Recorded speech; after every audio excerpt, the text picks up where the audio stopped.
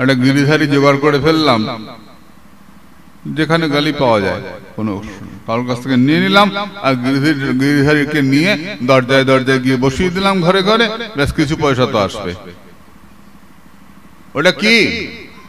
গিরিধারী নিয়ে দরজায় দরজায় ঘোরা, বল কি? অর্থ লাভ এই আসে কপট বৈষ্ণব বেশে ভ্রমিয়া বেড়াই ঘরে ঘরে।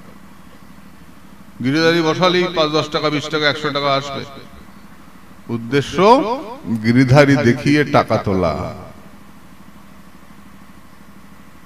ঈশ্বর সাধন নয়, এটা আমার কপটতা। ভজন যখন হবে, আমি যাকে সঙ্গে নিয়েছি তার সমস্ত সেবা সুখ সবকিছু আমার। যতক্ষণ তার বুদ্ধির সেবা বুদ্ধি না আসছে তার প্রতি, কিসের মালা কিসের জপ? সেবাটাই তো ভজন। সারাদিনে একবার স্নান করাচ্ছি না, সারাদিনে কোন রকম সেবা পূজা করছি না, এই গলায় একটা পাথর নিয়ে নিয়ে ঘুরে বেড়াচ্ছে, বড় না না তো লোক দেখানো হচ্ছে। যদি আমার ছেলে আমার ভাই না খেয়ে থাকে, আমি কি করব? আমি যাব তার নিজে তার সেবা করব, খোঁজ করব। ওই সারাদিন একটু জল বাতাসা পড়ছে কি না পড়ছে, আর ভজনের আদর্শ নয়,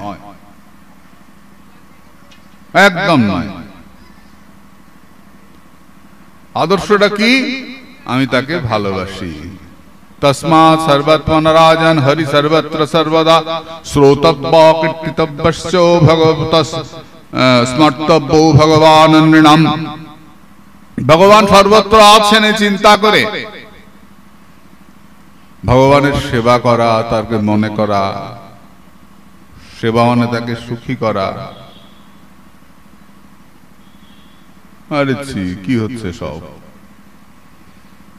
আমরা ধর্ম থেকে অনেক সরে এসেছি। আমি কি বলছি? গিরিধারী তো অন্য কেউ সেবা করছে, আমার গোবিন্দ তো অন্য কেউ সেবা করছে, আমার রাধাকৃষ্ণ তো অন্য কেউ সেবা করছে। ও সেবা করার অনেক লোক আছে, আমার টাকার দরকার। হরি পুরোপুরি ব্যবসা। এলে কি মনে করো ভগবানের কৃপা পেতে পাওয়ার যোগ্য? বাড়িতে লক্ষ্য করে দেখবি, যদি ভগবানের সেবায় টেপি যায় তো টেপির মায়ের খুব আনন্দ হয়, আসলে টেপি সেবা দিচ্ছে। টেপির মা ঘুরে ঘুরে সিরিয়াল দেখছে, মজা করছে, টেপি সেবা দিচ্ছে। তোমার ঠাকুর তুমি সেবা করবে না? তুমি একটু ফুল দেবে না? হারি কি কপাল তোমার! তুমি ভাবছো যে আমার তো সময় নেই, আমার টাকা রোজগার করতে হবে, ও ঠাকুর অন্য লোক দেখবে।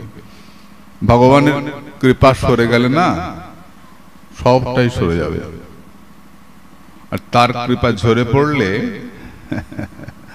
গোবর্ধনে একটা কথা আছে যে আমার জন্য খরচ করে তো দেখ, আমি যদি কুবেরের ভান্ডার তোর জন্য উজাড় করে না দিয়েছি তো কি? একবার আমার জন্য ভেবে তো দেখ।